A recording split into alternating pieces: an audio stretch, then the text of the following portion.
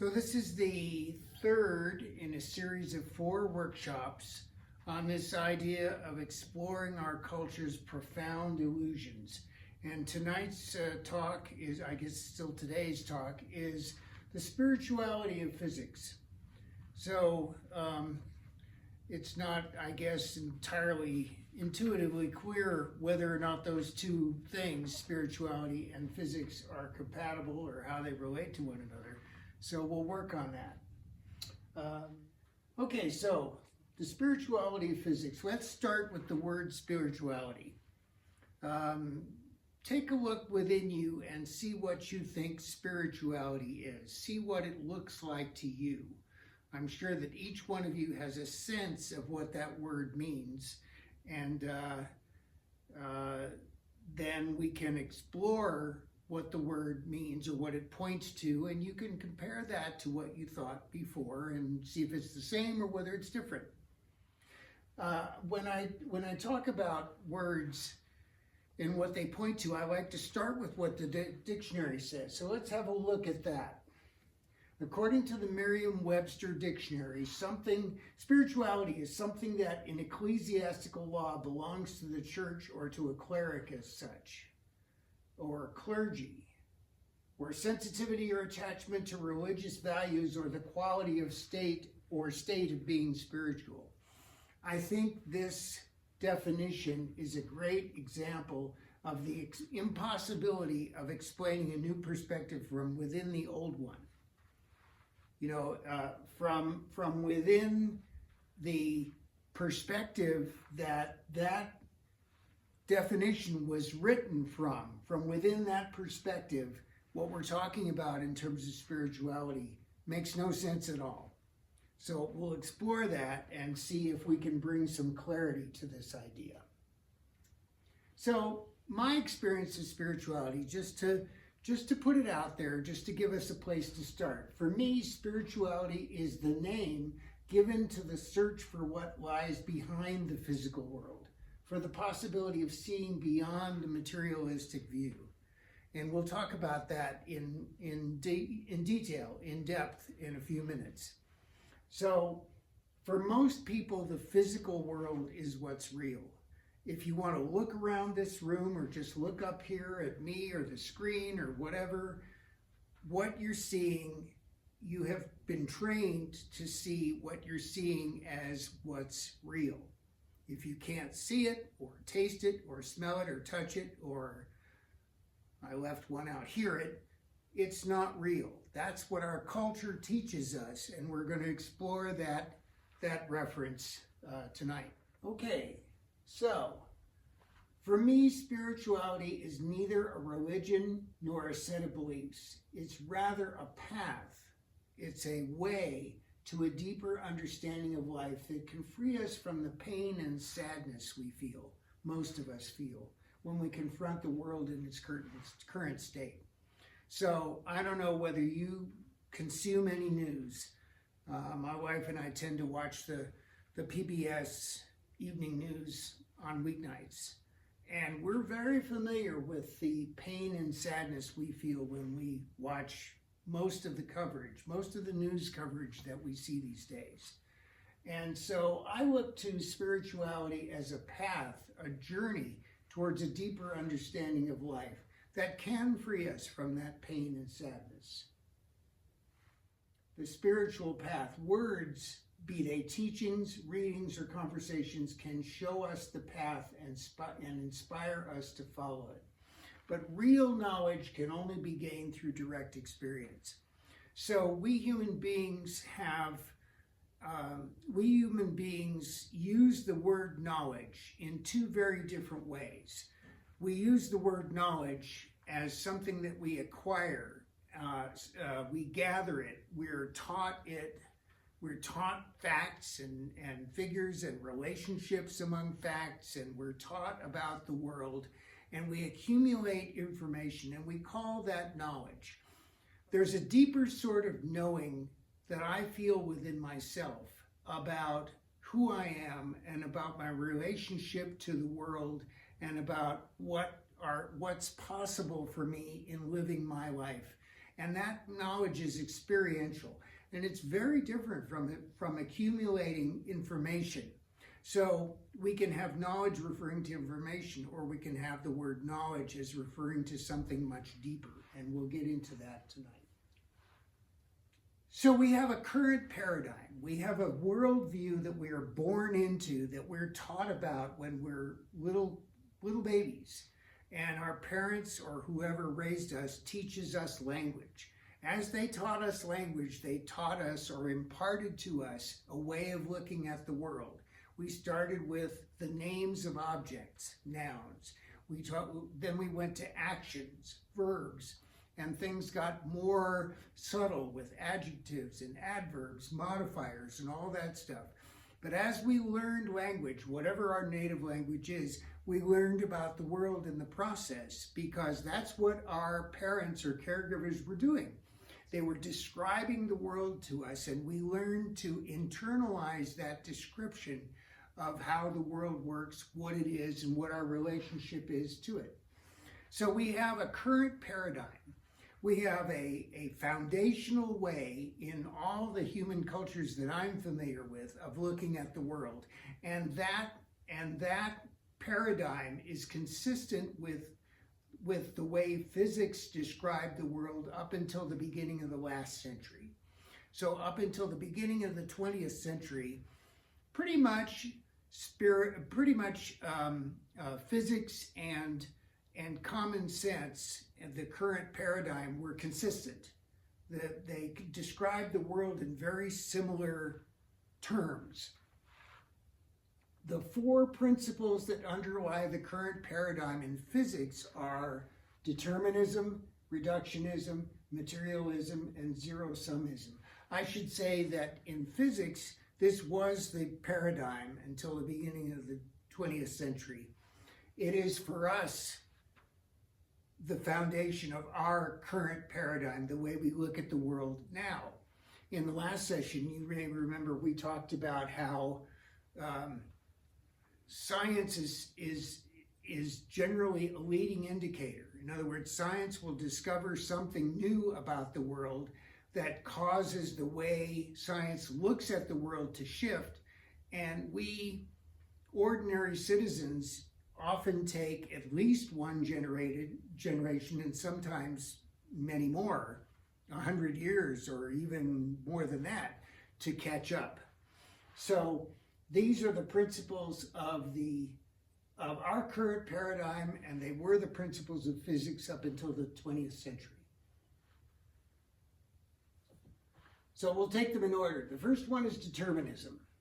The definition of determinism that I got somewhere, I don't remember where, is acts of the will, occurrences in nature, or social or psychological phenomena are causally determined by preceding events or natural laws. In other words, everything we observe now, whether it's out in the world that we can see and hear and so on, and within ourselves, psychological phenomena are determined by preceding events. In high school, I remember participating in a debate, and I was assigned the position of defending determinism. And I said, and I believed this at the time, that if you knew the state of the world at any particular time, the state of the universe at any particular time, which of course you can't know simply by the volume of data, but if you knew where every proton and electron was at a particular point in time, and the velocity of each of those, how they're moving, what direction they're moving in and how fast, you could determine the state of the universe at any time in the future or at any time in the past by saying, well, it had to come from here to get there, and if it's going this way, it's going to wind up over there in the future, at a moment in the future. That's determinism. So again, we're describing the state of physics at the beginning of the 20th century, but these principles are firmly embedded in our worldview. My translation of the definition of determinism is the existence of free will is an illusion. Oh, and I was talking about that debate in high school. So I defended with all my might and all my intellectual prowess as a high schooler, some irony there, I defended the position of determinism. And my good friend, who I later went to MIT with, said, well, what about free will? How do you explain that? And my argument crumbled. I couldn't explain free will in terms of determinism, in terms of, well, if you know where all the particles in the universe are, you can figure out where they're going to be in the future, and that would include all the particles that make up my brain. So it would ultimately determine what my consciousness was at that moment. If consciousness is a product of the brain or a product of the physical world, as most people believe, then I ought to be able to explain what my consciousness was at this particular time by where all the fundamental particles that make up my brain were and what direction they were going in at any point in the past. All choices that we make are the result of causes that precede those choices and over which we have no control. Even the workings of our brains are determined by the current state of all the atoms and molecules of which they consist. Again, this was the state of physics at the beginning of the 20th century, but it's firmly embedded in our cultural outlook on life. The next principle is reductionism. The definition is explanation of complex life science processes and phenomena in terms of the laws of physics and chemistry. So you can, the principle is that you could reduce everything that you see now in terms of physics and chemistry. My translation of that principle is to know what something is, you have to break it down into its smallest indivisible components. And the implication is that consciousness must be explainable in terms of physics and chemistry, perhaps as neurons working together to produce the phenomenon we call consciousness.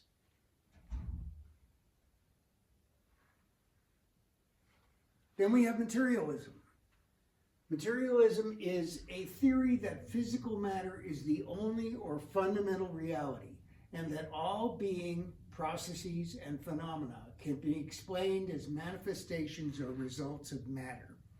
So I invite you to look within yourself at your awareness, through your awareness of what the world is and how consciousness or awareness, your consciousness or awareness comes to be. What is it a product of? Your culture, I will say, has taught you that your awareness, your consciousness has to be somehow an outgrowth of physics and chemistry, because that's what's real. That's the foundation. You know, there's this story about a big bang, something that happened almost 14 billion years ago, and out of this unimaginably dense and hot primordial something which exploded, and over the next 14 billion years or so, in expanding and cooling, some of this energy congealed into particles, which then were smashed together to form atoms, and then larger atoms, and eventually atoms came together to form molecules, eventually molecules capable of replicating themselves, and so on until you get to the life sciences. So that's the definition of materialism. My translation is, if you can't explain it in terms of physical laws, it's not real. So anything that is not explainable in terms of physical laws must be either imagined or dreamed or a flight of fancy, or you're barking up the wrong tree. You have the wrong definition of what you're trying to explain. And consciousness, your awareness is in that category. If it's not explainable in terms of fundamental physical laws, it's not real. Well, we know our consciousness is real, so therefore it must be somehow an outgrowth of the evolution of the physical universe. And there's one more principle which I'll just state. It's a view of the world in which whatever is gained by one side is lost by the other. The stuff of the world is real and its quantity is finite. Last week, in the last session, we talked about limited resources, how human beings always look at resources as finite. If the resource is money, there's only so much to go around. And that's a perfect context in which to look at the idea of zero-summism. If each of us in this room were to empty our pockets and put all the money down on the floor so we could count it, there would be a finite amount of money, right? There'd be a pile in front of me, there'd be a pile in front of you, and if I went over and took $1 from your pile and put it in my pile, the net change is zero. You have a -1, I have a +1, they cancel each other out. That's what zero-summism is. And it's an outgrowth of the belief that the stuff of the world is real and that it is finite. Its quantity is finite. That's zero-summism. So, in 1974, it's a long time ago, over 50 years ago, I had an experience. I had a direct experience. That's this other kind of knowledge I was talking about that contradicted the way I looked at the world. Very briefly, if you want to know more about this experience that I had, I'll give you a source that you can read that I wrote that describes what that experience was like. But very briefly, I was in a car. I had X number of miles to go. I had so many dollars in my pocket. I had a car that got terrible gas mileage. And in doing the calculations as I'm driving along, it's really clear to me that I don't have enough money to get home. I have no cell phone. I don't think there were any cell phones in 1974. And I had no credit card. There were credit cards then, but I didn't have one. And so this scared the hell out of me. It was frightening to me. I'd never been on my own out there in the middle of nowhere. And I had never hitchhiked. I'd never had to rescue myself from a situation like the one I was starting to envision. And I'll tell you, I was raised with zero religion. And so when I found myself praying, it was, first of all, that was my first clue that something was shifting because I didn't know how to do that. I had never done that. But here I was praying for help. I was asking for help. I don't know how to get out of this situation. I'm scared to death. Please help. And I heard a voice. And, you know, before that point, I had always imagined that voices came out of things like this. But this voice didn't come out of one of these. It wasn't my voice. It wasn't localized in any particular place. In fact, it was more like, my experience of it was more like I was in the voice rather than the voice being in me. It was clear and authoritative, and it said, "Don't worry, Larry, we'll get you home."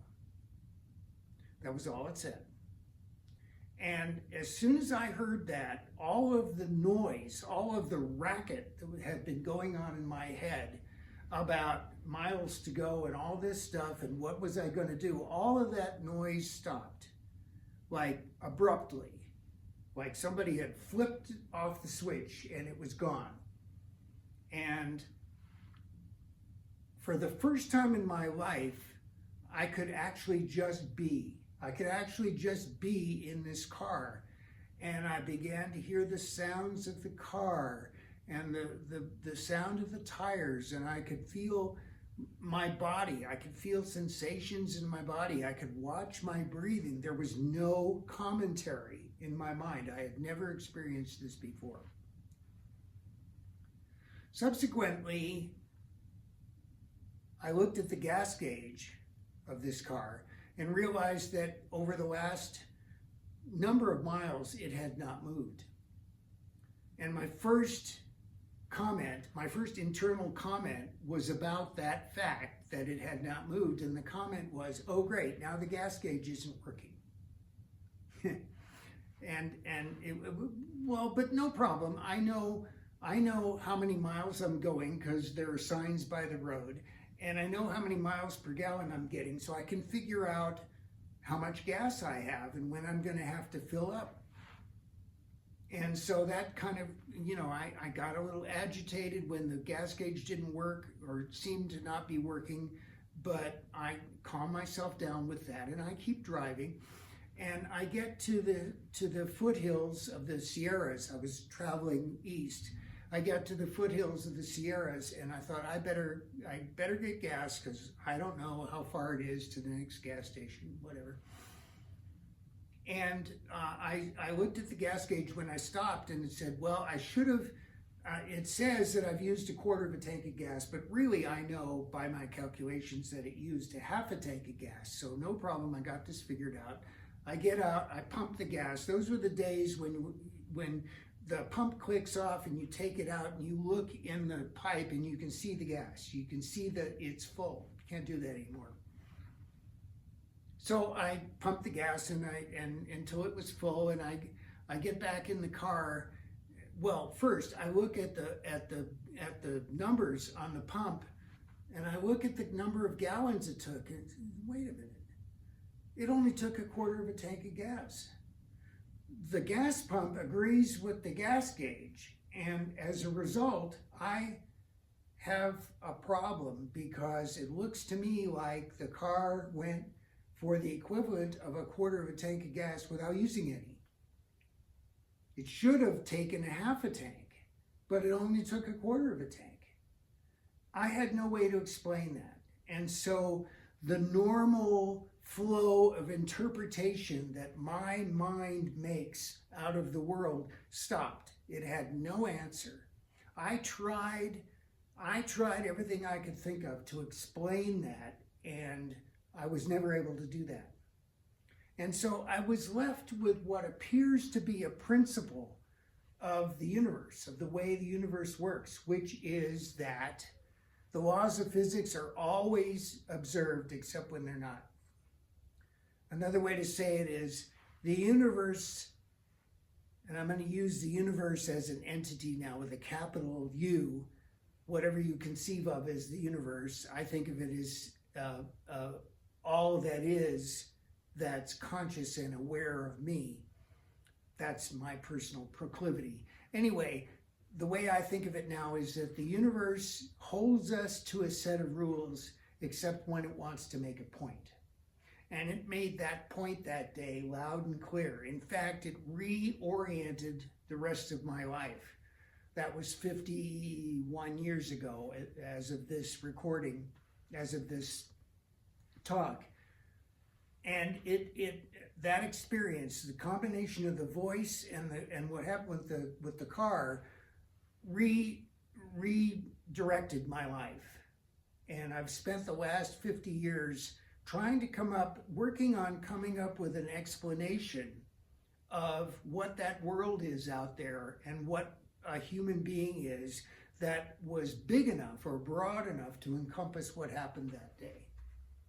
So, to summarize that experience, I had a direct and personal experience that while the laws of the physical universe are rigidly enforced, they can be suspended if the universe wants to make a point.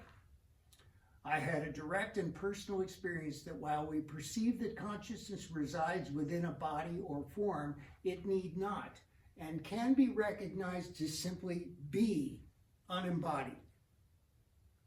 This experience and others that followed cured me of determinism, reductionism, materialism, and eventually of zero-summism. In other words, all of those principles that underlay physics at the beginning of the 20th century, and all of those principles that I promise you are at the ground level of the way we look at the world,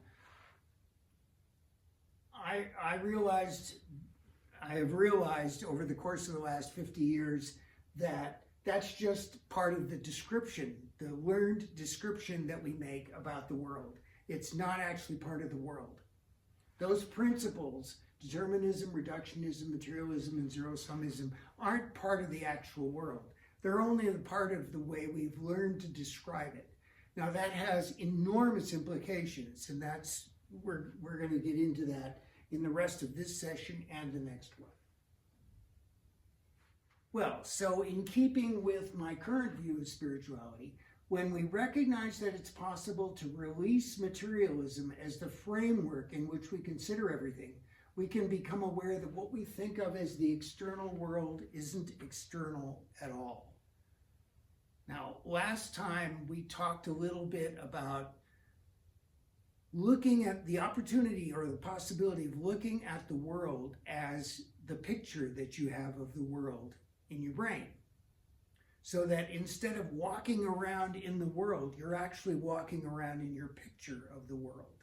And as described to you, I think a little bit, you may remember about how the brain takes raw electrical impulses that come along the optic nerve and the brain creates a picture of the world out of those impulses, and we take that picture to be the world itself. So we walk around in our pictures of the world instead of walking around in the world. And that's what I mean by what we think of as the external world isn't external at all. Well, what is the external world? Let's talk about the external world. So here's a classical description of an atom. This is the way undergraduates in physics were taught what an atom is in the 1900s, in the 1800s, before the 20th century. That always confuses me. The 20th century is about the 1900s. Anyway, this is the classical description of an atom. So you have a very small nucleus that contains protons and neutrons, and then you have these electrons that whirl around the nucleus like planets whirl around a star. We talked about how Galileo discovered that in the 1600s last time. So let's talk more about this description. Light and electrons interact. The electrons can absorb and reflect light. They can repel the ones in your fingertips, and that's what we call touch, hardness, and so on. Now, I use the word classical in this slide because the quantum description, which works better to explain what we observe, is that electrons are vibrations of a field. Everything we observe is a vibration of a field.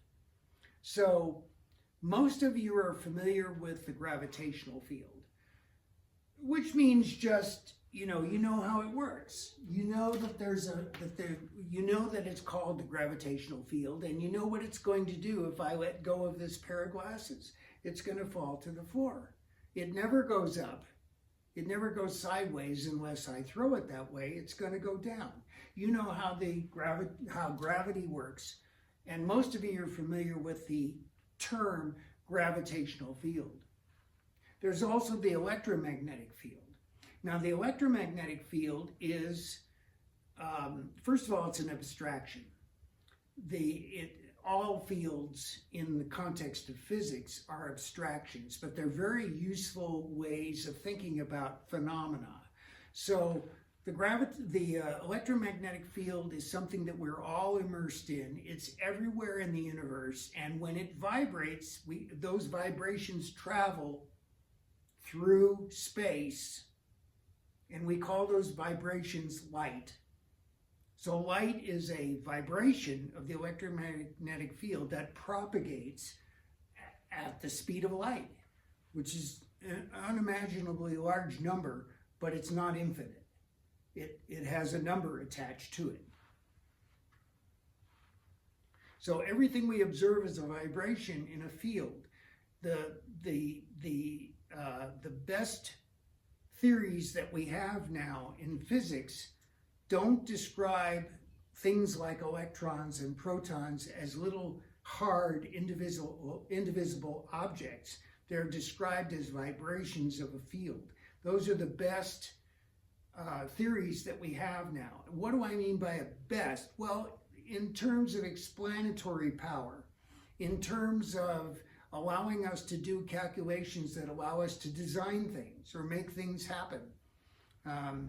Last time I think I told you that without quantum mechanics, without quantum physics, we wouldn't have cell phones or GPS or any of the other technologies that we rely on. So quantum physics has proven itself, not because it makes sense to us in a common sense kind of way, but because we can use it to design things that work. And if we think of light as a vibration of a field, we can understand what the behavior of light will be, and we can predict what the results of certain experiments involving light will yield.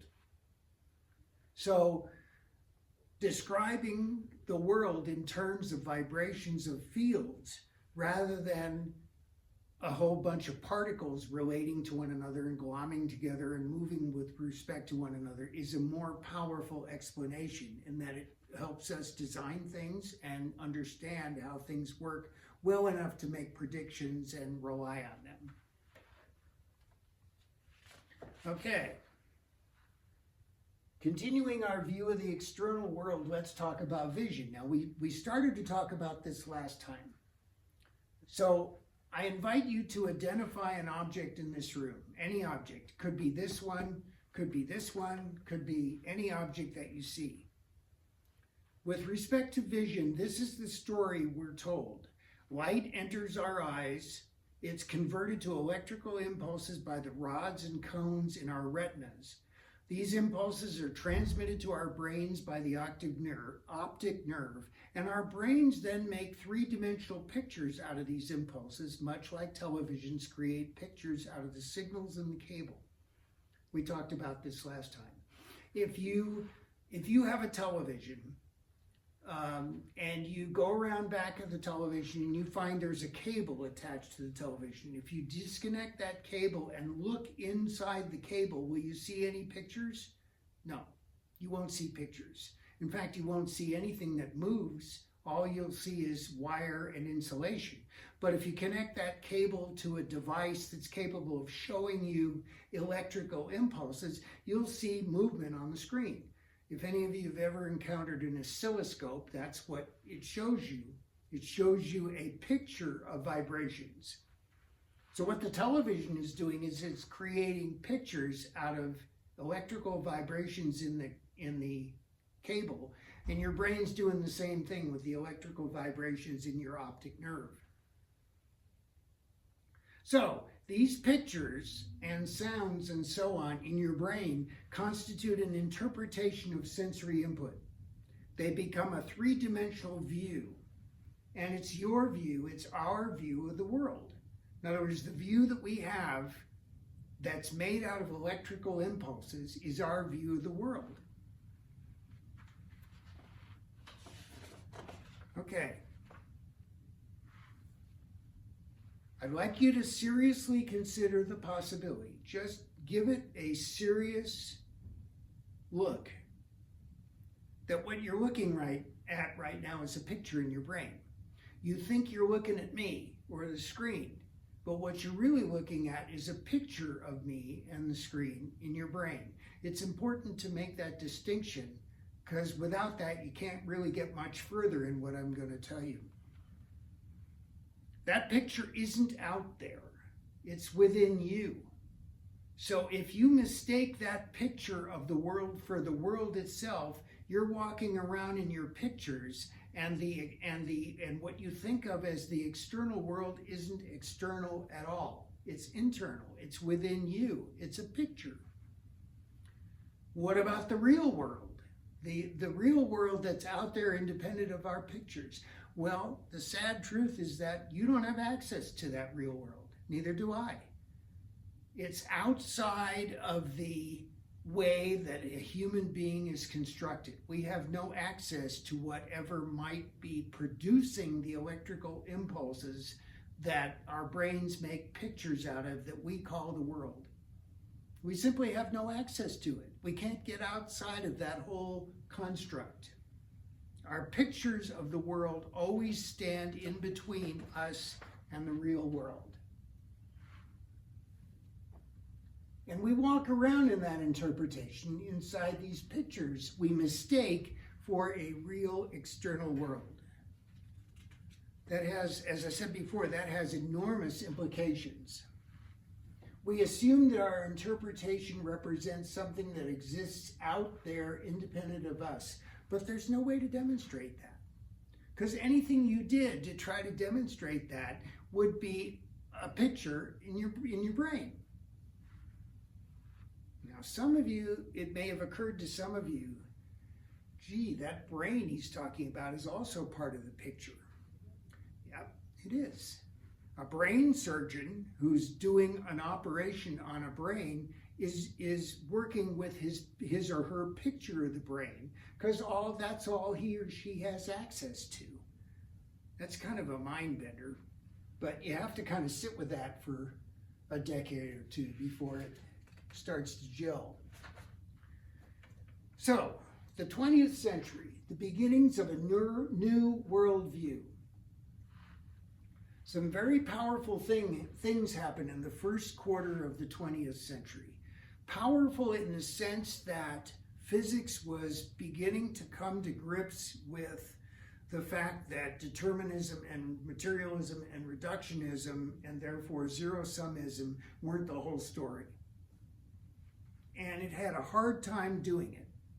But fortunately, there were a group of guys, Schrödinger, Bohr, Heisenberg, and Dirac, who were those intrepid voyagers that I talked about, the modern day equivalent of the ones that I talked about in the 12th or 13th centuries, who, even though that horizon out there looked like an edge that you could fall off, they got in boats and explored it anyway and discovered that it wasn't an edge.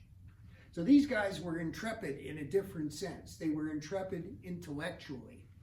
And they went on to challenge what everybody knew. So the first guy that started doing that was Einstein.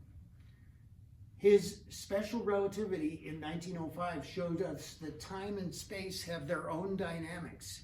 In other words, time is not just an abstract idea that holds a sequence of events. And space is not just an abstract idea in which we can consider the location of objects. Time and space can shrink and contract. And space-time, which is a formalism he developed to talk about that whole thing, sustains vibrations. It's a field.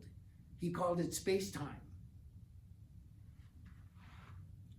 10 years later, he came up with general relativity that shows us that gravity is not a force, but rather a field.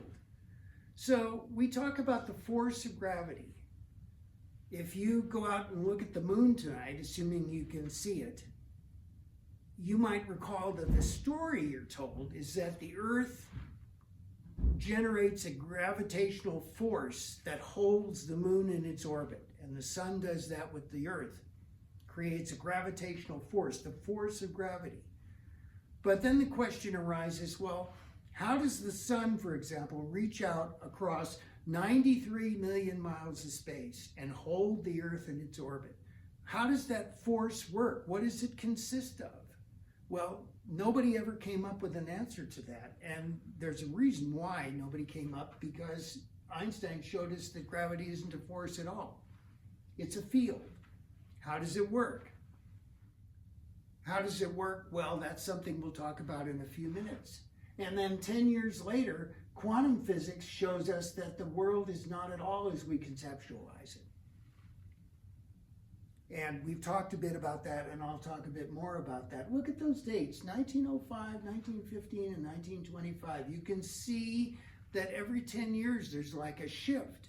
There's like somebody comes up with something that causes the field of physics, I use the word field in a different context now, causes the discipline of physics, let's say, to expand and to change its perspective, its perception of the world.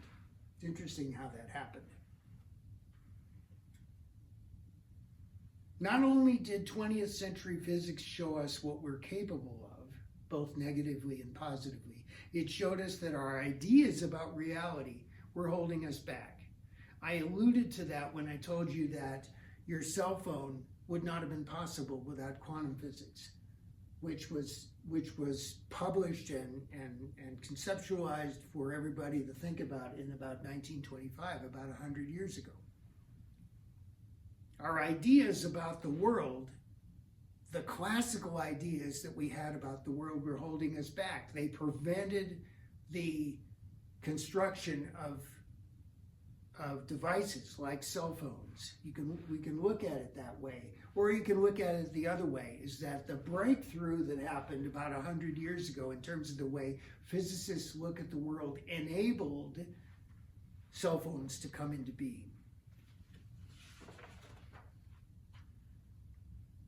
So let's talk about special relativity and that time and space have their own dynamics. I think I alluded to this last time, but the first picture there illustrates the twin paradox.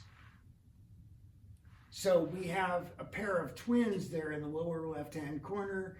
They're the same age. One of them gets on a spaceship, and the one on the left gets on a spaceship and travels around for what seems to be several decades and comes back and has hardly aged at all, whereas the twin that got left behind is an old man.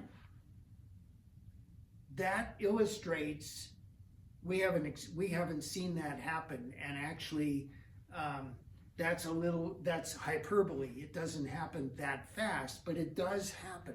It's been observed. The other one I think I alluded to last time as well is it illustrates the fact that time is dependent on the strength of the gravitational field. So a clock runs faster at the top of the mountain than it does at the bottom of the mountain. So the guy at the top says, your clock's running slow, and no, your clock's running fast. The point is that they don't run at the same speed, at the same rate, according to the strength of the gravitational field, which is stronger down here than it is up there, because it's further from the center of the Earth. As you go further, you got to go out into space. The less powerful or the less strong the gravitational field is. That's been known for 400 years. So time is different according to how fast you move, and it's also dependent on the strength of the gravitational field. This was a profound reimagining of what time and space are and how they behave. And then there was the general relativity that we talked about before, shows us that gravity is not a force, but rather a warping of space and time. So there's an image of it. Let me give you an example that you might be able to relate to in your own experience, and that's of a trampoline. So the trampoline is, for all intents and purposes, flat when nothing and nobody's on it. It's very tightly stretched rubber or whatever. And if you take a billiard ball and you roll it across the trampoline, it'll more or less go in a straight line. More or less refers to imperfections in the surface of the trampoline. Now, if you take a bowling ball and put it in the center of the trampoline, you get an effect like that. Imagine that the Earth is a bowling ball.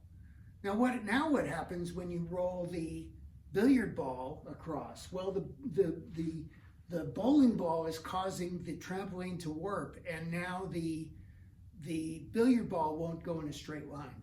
And in fact, if you roll the billiard ball in just the right direction, in just the right speed, it'll orbit the bowling ball. It'll travel around this edge if you discount stuff like friction and wind currents and all the other things that can interfere with an idealized experiment. So this idea of the warping of space and time is an example of one of the greatest insights provided by 20th century physics. And that is the value of abstraction, visualizing and or grasping what cannot be physically seen. To grasp the true nature of the universe, it turns out, we have to become comfortable with abstraction. So I told you that fields, the electromagnetic field vibrates, and so it conducts waves. In other words, the waves in the electromagnetic field propagate, and we call those waves light. Well, what about the gravitational field? You might say, well, that's static. It doesn't sustain vibration. Well, it turns out that it does. Einstein predicted about 110 years ago or so that given his new understanding of what gravity is, which is a warping of space-time, it ought to be able to sustain waves. And it was just within the last 5 years or so, 3 to 5 years, that gravitational waves were first detected.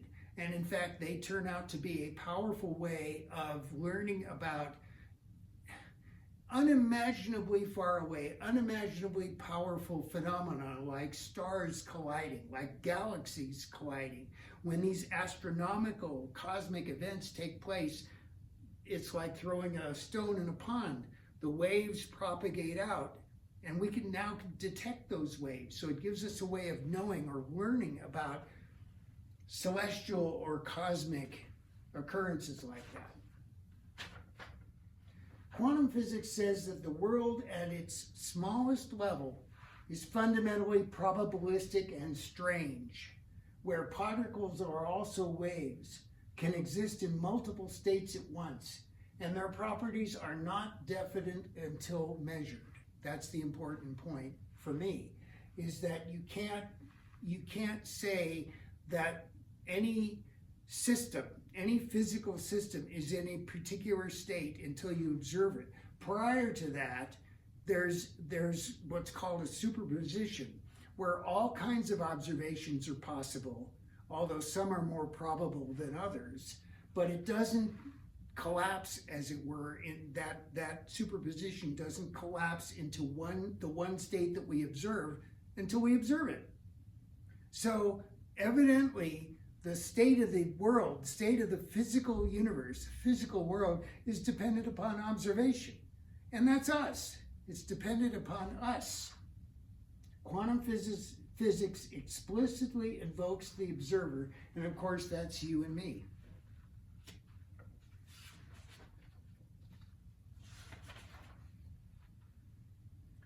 Some of you may have seen this word or heard about it, entanglement. What does that mean? Well, once quantum theory was established as a flawless productive theory, meaning that every observation that's ever been conducted, every experiment that's ever been conducted properly to, first of all, determine whether quantum physics is actually an accurate description of the way the world actually works, or how to design something that physical, like a cell phone, that will work. Once it was established as a flawless productive theory, it was noticed that certain quantum systems that interact remain dependent on each other, even when the systems have been moved a great distance apart. These systems, even when separated by enormous distances, behave as one system. A measurement of one part of that system instantly measures that same aspect of the other distant part. So, when Einstein published his special theory of relativity in 1905, which was on the board on the screen a few slides ago, he determined that, or he told us that the speed of light is constant, it's always the same, and that information can't travel faster than that speed. So, if that's a given, if that's the way it is, and then you take two pieces of a system and you make one system out of them, and then you send one of those pieces light years and light years away, and you make an observation of this part of it, it instantly determines how this one is going to show up instantaneously. There's no time for information to propagate from this place to this place. There's no time for this measurement to affect anything over there. So either the speed of light is not the ultimate speed limit in the universe, or they're not really separated. How can they not really be separated? Well, we'll talk about that. But what I'll say right now is that separation, physical distance, may be an illusion. I think you maybe remember the first slide in the first session where I told you that the ultimate umbrella for all these talks is exploring our culture's profound illusions. Well, if it turned out that distance, physical distance, is an illusion, that would be a profound illusion. How could that possibly be? Well, we'll get there.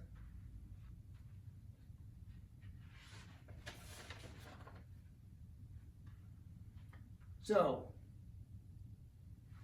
recognition of the following principles was the basis of the 2022 Nobel Prize in Physics. Quantum entanglement implies that the universe is not locally real. What does that mean? Well, in this context, real is defined that the objects have definite properties independent of observation. We've been talking about that now for 3 weeks. That we all assume that whatever we're observing has the properties that we observe it to have, even if we're not observing it, or even if we don't exist. It's still what it is, and we're just observing it or not. So real means that objects have definite properties independent of observation, and local means objects can only be influenced by their surroundings, and such influence can't travel faster than light. That's the quandary that we just talked about. And the basis of 3 years ago, the Nobel Prize in Physics, was work done to demonstrate that the universe is not locally real. Now that violates everything we know about the world. That the world is what it is, whether we're observing it or not, and that separation, physical different distance is real. So we talked a little bit before about our descriptions of the world as compared with the world itself. If the world itself has separation in it, in other words, if the real world has distance between, let's say, you and me, or between that screen and me, if that distance is real in the physical world, then I have a problem understanding all this. But if we're looking at a description of the world, if we're looking at a picture of the world that constitutes an interpretation of something, of some signals, or something to which we have no access, if we're looking at an interpretation, then it's the interpretation or the description that contains separation. You're probably all familiar with the word projection. I'd like you to entertain the idea that the physical separation that we see in this room is a projection, or a hologram is another word that points to that, where all the information about where everything is contained in one little spot and it's projected out into what we think of as space to give us the illusion of separation. That physical separation may be part of the description of your description, my description of the world, and not the world itself. I know I'm asking you to really get outside the box here and really leave everything that you know behind and explore this idea.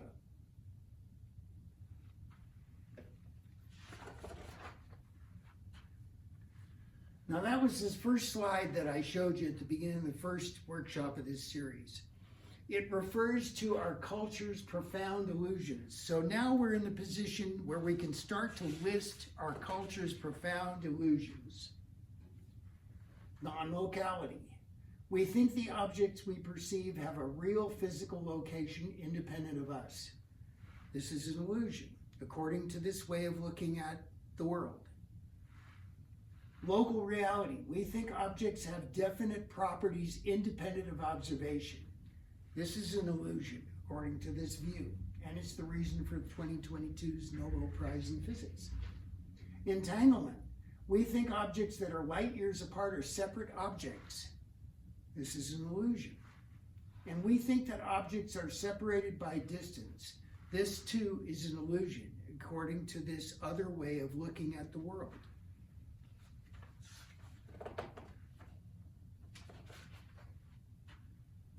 So in view of all this, I would assert to you that quantum physics is a profoundly spiritual discipline.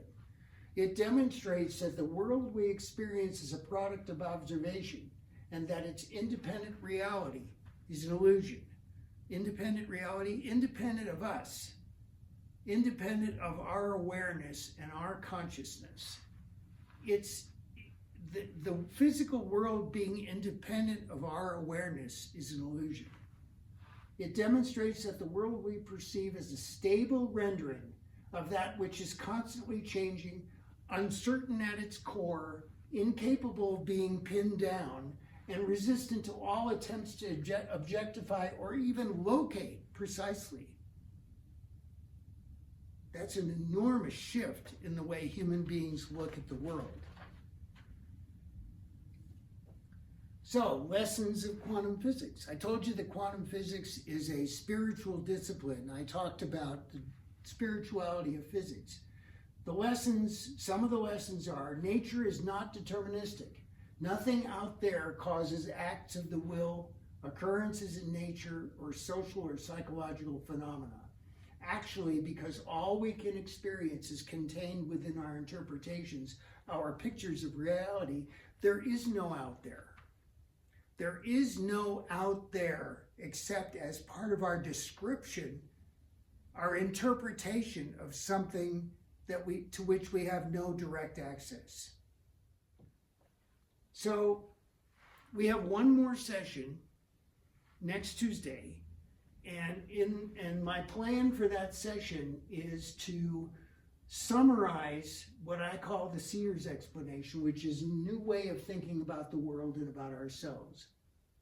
We'll talk about, we'll summarize the illusions and the principles that are revealed by that new view. And most importantly, we'll discuss the strategies for living well that are suggested by that new view. All of your current strategies for living well in the world depend on the idea that the world is what it is and we're just observing it more or less accurately. That's what we believe. That's what's at the foundation of our cultural understanding of the world. And so all of our strategies for living, whether they encompass being more generous or less generous, or more adventurous or less adventurous, more risk-taking or less, those strategies all live in the context of that default way of looking at the world that our culture taught us. In this new way of looking at the world, if you shift the foreground for the background that we talked about last week, new strategies appear.